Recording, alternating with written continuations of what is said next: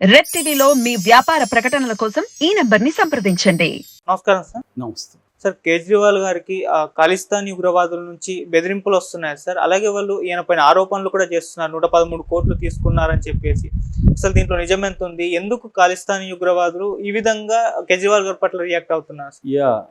అదేదో అంటారు కదా, అసలే ఆయన ఇబ్బందుల్లో ఉన్నాడు, దాని మీద గోరు చుట్టుపోయి రోకటి పోట్లాగా కేజ్రీవాల్ ఆల్రెడీ కేసులు ఎదుర్కొని అరెస్ట్ అయింటే ఆల్రెడీ ఆయన అవినీతికి పాల్పడ్డా లేదా అన్న చర్చ దేశవ్యాప్తంగా జరుగుతుంది. ఎక్కువ మంది దీని మీద నమ్ముతున్నారు. ఎప్పుడైనా కూడా రాజకీయ నాయకుల మీద అవినీతి ఆరోపణలు వస్తే ప్రజలు నమ్మేస్తారు, ముందు చేసుంటాడు లేరా అనుకుంటారు. మన చంద్రబాబు మీద కూడా వచ్చినప్పుడు జనం నమ్మనోళ్ళు ఎవరు లేరు, చేసుంటాడులే మనోడు దొరికాడు అనేది అనుకుంటారు తప్ప జగన్ మీద అయినా అంతే, ఎవరి మీద అయినా రాజకీయ నాయకులు అవినీతి చేయకుండా ఎలా ఉంటారు అనేది అందరి ప్రశ్న.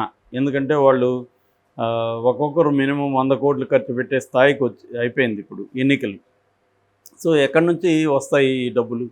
రెండోది, ప్రతి రాజకీయ నాయకుడు అధికారం ఉన్నది డబ్బు సంపాదించుకోవడానికి అనేది కూడా జనాలకి అన్నీ తెలిసిపోయింది. ఆయన మీద విదేశాల్లో కూడా ప్రచారం జరుగుతున్న టైంలో కొత్తగా ఖలిస్తాన్ ఉగ్రవాది అయిన గురుపత్వంత్ సింగ్ ఒక బాంబు పేల్చాడు.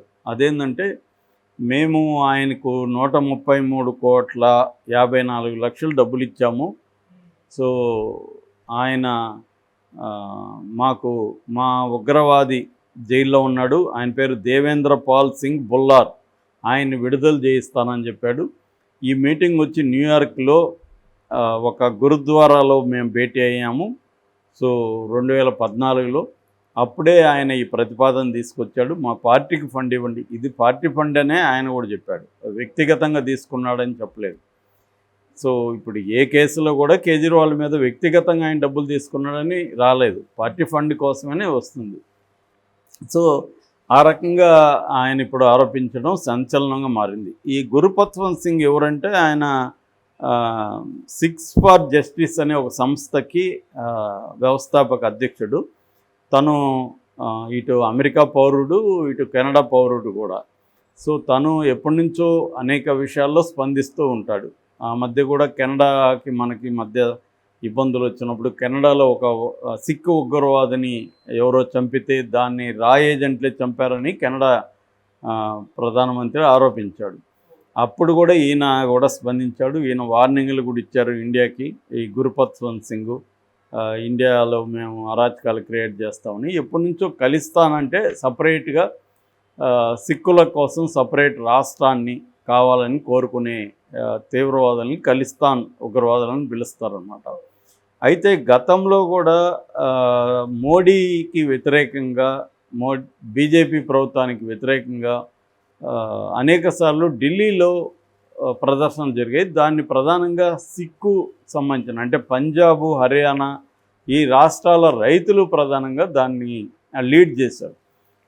ఈ ఉద్యమాల వెనక కేజ్రీవాల్ ఉన్నాడన్న ఆరోపణలు కూడా బీజేపీ వాళ్ళు చేశారు. అంటే ఈయన ముందు నుంచి కూడా సిక్కు ఉగ్రవాదులతో కేజ్రీవాల్కి పరిచయాలు ఉన్నాయి అన్న కోణాన్ని ఇంతకుముందు కూడా బీజేపీ వాళ్ళు తీస్తారు. దానికి తగినట్టుగానే పంజాబ్లో కూడా ఆపు గెలవడం, పంజాబ్లో ఆపు పరిపాలన ఏర్పాటు చేయడం, దీనివల్ల కూడా బీజేపీ వాళ్ళు ఏంటంటే కేజ్రీవాల్ని దెబ్బతీయడం కోసం ఈ నెరేటివ్ని కూడా ముందు నుంచి తీసుకొస్తున్నారు. సో ఆ రకంగా ఇప్పుడు ఇదంతా కూడా బీజేపీ స్ట్రాటజీలో భాగంగానే ఈ పత్వంత్ సింగ్ కూడా ఇచ్చాడా, లేకపోతే నిజంగానే ఈయన డబ్బులు పార్టీకి తీసుకున్నాడా అనేది తెలియదు. ఇవాళ మనం చూస్తే అన్ని పార్టీలు, పొలిటికల్ పార్టీలు ఫండ్స్ ఎక్కడెక్కడ ఎవరెవరి దగ్గర తీసుకున్నారో మొత్తం లిస్టు ఓపెన్ అయిపోయింది. ఇవాళ సుప్రీంకోర్టు పుణ్యమాని ఓపెన్ అయిపోయింది. చివరికి నేను ఆస్తులమ్మి సినిమాలు తీసి పార్టీని నడుపుతున్నానని బేల మాటలు మాట్లాడే పవన్ కళ్యాణ్ కూడా 21 కోట్లు ఫండ్ వచ్చింది, ఏది ఎలక్ట్రల్ బాండ్ ద్వారా. మేఘా వాళ్ళు కూడా ఇచ్చారు అతనికి. అంటే 21 కోట్ల ఫండ్ వచ్చిన విషయాన్ని ఇప్పటివరకు అతను చెప్పలేదు. ఎక్కడ చెప్పకుండా నేను అమ్ముతున్నాను, ఆస్తులు అమ్మి కడుతున్నాను, సినిమాలు చేయకపోతే నేను పార్టీని నడపలేను, ఈ డ్రామాలు ఆడుతున్నాడు అతను కూడా, పవన్ కళ్యాణ్ కూడా. రెండోది ఏమంటే జీరో బడ్జెట్ పాలిటిక్స్ చేస్తానన్నాడు. మరి ఎందుకు నీకు పార్టీకి అంత ఫండు అంటే, ఎయిర్ప్లేన్లో తిరగాలి, ఇక్కడ నుంచి విజయవాడకి వెళ్తే కూడా ప్రత్యేక విమానంలో వెళ్ళాలి, ఇవన్నీ ఎక్కడి నుంచి వస్తాయి? అతని సినిమాలో వచ్చే డబ్బులు ఎంత సరిపోతాయి? అతని ఖర్చులకి, అతని బిల్డింగులు, అతని మెయింటెనెన్సు అవన్నీ, అతనికి పైగా 4 పిల్లలు, 3 భార్యలు, వాళ్ళకంతా బోల్డ్ డబ్బులు ఇచ్చాడని చెప్తున్నారు. సో ఇదంతా ఏంటంటే ప్రతి పొలిటికల్ పార్టీకి ఫండ్స్ లేని పొలిటికల్ పార్టీ లేదు. సో బీజేపీకి ఎక్కువ వచ్చింది, 8,000 కోట్ల వరకు బీజేపీ వస్తే 1,400 కోట్ల వరకు ఎంత కాంగ్రెస్కి, తృణమూలకి, ఈవెన్ జగన్కి, ఈవెన్ పరిపాలనలో లేని తెలుగుదేశానికి కూడా 218 కోట్ల పైన ఫండ్ వచ్చింది. సో ఇలాగా ప్రతి పొలిటికల్ పార్టీ మన దేశంలో వాళ్ళ స్థాయిలో ఏదో ఒక ఫండ్ అనేది తీసుకోవడం జరుగుతుంది. ఏ పొలిటికల్ పార్టీ ఇంకొక పొలిటికల్ పార్టీని ఈ విషయంలో కరప్ట్ అని నిందించలేవు. ఎందుకంటే ఎవడైనా ఒక కంపెనీ వాడు నీకెందుకు ఇస్తున్నాడు ఫండు అంటే నువ్వు ఆ కంపెనీకి మేలన్నా చేయాలా లేదా భయం అన్నా పెట్టాలి. ఈ రెండు లేకుండా వాళ్ళు ఎందుకు ఇస్తారు? ఇప్పుడు for example CM Ramesh Congress 30 కోట్లు ఇచ్చాడు, అందరూ ఆశ్చర్యపోయారు. అతను బీజేపీలో ఉన్నాడు, తెలుగుదేశం మనిషి, అతను కాంగ్రెస్కి ఎందుకు ఇచ్చాడని. దాని మీద రీసెర్చ్ చేస్తే తెలిసింది ఏంటంటే ఈ రిత్విక్ కన్స్ట్రక్షన్ కంపెనీ ఏదైతే ఉందో ఇది హిమాచల్ ప్రదేశ్లో ఒక 1000 కోట్ల ప్రాజెక్టు చేపట్టింది. హిమాచల్ ప్రదేశ్లో కాంగ్రెస్ అధికారంలో ఉంది కాబట్టి అక్కడ ఆయనకి మేలు చేశారు కాబట్టి కాంగ్రెస్కి ఆయన 30 కోట్లు ఇచ్చాడనేది ఎస్టాబ్లిష్ అయింది. ఇలాగా ఇప్పుడు అనేక జర్నలిస్ట్ పత్రికలు ఇండియన్ ఎక్స్ప్రెస్ కానీ, మింట్ కానీ, న్యూస్ మినిట్ కానీ, తర్వాత న్యూస్ లాండ్రీ కానీ, న్యూస్ క్లిక్ కానీ, ఇలాంటి అనేక సంస్థలు, ద వైర్ కానీ, ద ప్రింట్ కానీ, ఇలాంటి అనేక సంస్థలు ఇప్పుడు ఈ విషయాలంతా తవ్వు తీస్తున్నాయి. ఒక సిండికేట్ లాగా జర్నలిస్టులు ఫామ్ అయ్యి వరుసగా రీసెర్చ్ చేసుకుంటూ లింక్ పెడుతున్నారు ఫండ్కి, వీళ్ళ యాక్టివిటీస్కి. అంటే ఒక కంపెనీ ఏం చేస్తే వాళ్ళు ఎందుకు ఫండ్ ఇచ్చారు, దాని లింక్ ఏంటి, గవర్నమెంట్ వాళ్ళకి ఎలాంటి ఫేవర్లు చేసింది అనేది కంప్లీట్గా పెడుతున్నారు. మనకి ఇదే కేసులో బీజేపీని నీతులు చెప్పే బీజేపీ ఇదే కేసులో ఇన్వాల్వ్ అయిన అరబిందో ఫార్మా డైరెక్టరు శరత్ చంద్రారెడ్డి దగ్గర 55 కోట్లు బీజేపీ తీసుకుంది.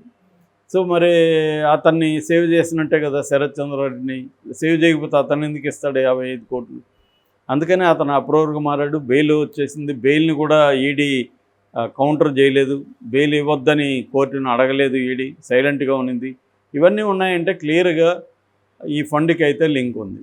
ఇలాగా ఇప్పుడు ఏ పొలిటికల్ పార్టీ కూడా తమ పార్టీకి ఎవరు ఫండ్ ఇచ్చినా తీసుకునే పరిస్థితి ఉన్నాయి కానీ కాదనే పరిస్థితి లేదు. అలాగా ఇతను ఇచ్చుంటే ఇప్పుడు ఏంటంటే ఇతని ఆరోపణ తప్ప దీనికి ఆధారాలు ఏం లేవు. ఇతను 133 కోట్లు ఇచ్చినట్టుగా ఆధారం ఏమన్నా ఉందా? ఆరోపిస్తున్నాడు అంతే. పోనీ అతన్ని జైల్లో నుంచి విడిపించాడా కేజ్రీవాల్? లేదు.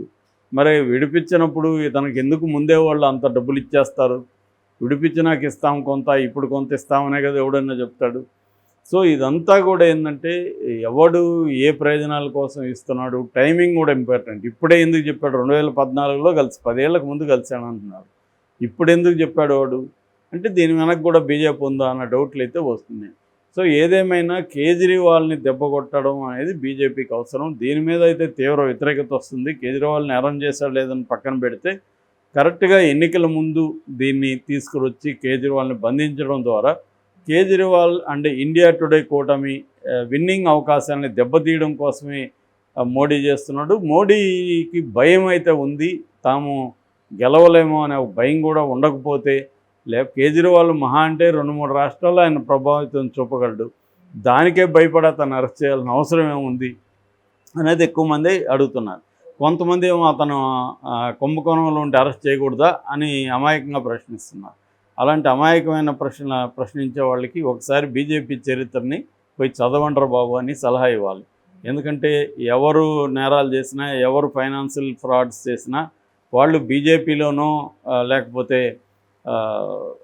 ఎన్డీఏలోనే చేరితే వాళ్ళు మిస్టర్ క్లీన్ అయిపోతారు. నిన్న కాంగ్రెస్ కూడా ఆరోపించింది ఏంటంటే కాంగ్రెస్ ముక్త కాదు మీరు కోరుకునేది, కాంగ్రెస్లో ఉండే అవినీతి ముక్త.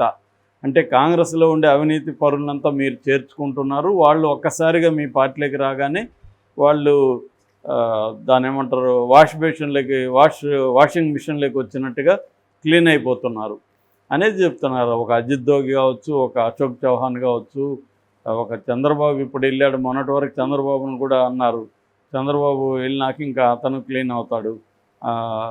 తర్వాత మన దేవేగౌడ, ఇలాగా అనేక మంది ఉన్నారు. అనేక మంది బీజేపీలోకి వెళ్తే సృజనా చౌదరి, సీఎం రమేష్ వీళ్ళ మీద కూడా బోల్డ్ ఆరోపణలు వెళ్ళాయి. వాళ్ళు బీజేపీలోకి వెళ్ళగానే వాళ్ళు మిస్టర్ క్లీను. రఘురామరాజు 100 కోట్లు బ్యాంకులకి ఎగ్గొట్టాడన్నారు. ఆయన బీజేపీకి అనుకూలంగా ఉండి అక్కడ బీజేపీకి ఏం కావాలో ఢిల్లీలో చూసుకుంటుంటే ఆయన జోలికి రాలేదు. నిన్ననే గాలి జనార్దన్ రెడ్డి చేరాడు. అతను 800 కోట్లు 8,000 కోట్లు అవినీతి ఆరోపణలు ఉన్నాయి, జైల్లో కూడా ఉండొచ్చాడు. ఆ మధ్య జడ్జికి బెయిల్ కోసం 200 కోట్లు ఇచ్చాడు. మరి అతన్ని ఎలా చేర్చుకున్నారు బీజేపీలో? అతను ఎట్లా మిస్టర్ క్లీన్ అయ్యాడు? ఇలాంటివి బీజేపీని ఎవరైనా అడిగితే దేశద్రోహి, లేకపోతే ఇతను హిందూ మత వ్యతిరేకి ఈ మాటలు మాట్లాడుతున్నారు తప్ప చర్చించట్లేదు ఈ విషయాల్ని. సో క్లియర్గా ఈ కేజ్రీవాల్ మీద ఖలిస్తానీ ఆరోపణల వెనక కూడా బీజేపీ ఉందనేది ఎక్కువ మంది ఆరోపిస్తున్న విషయం.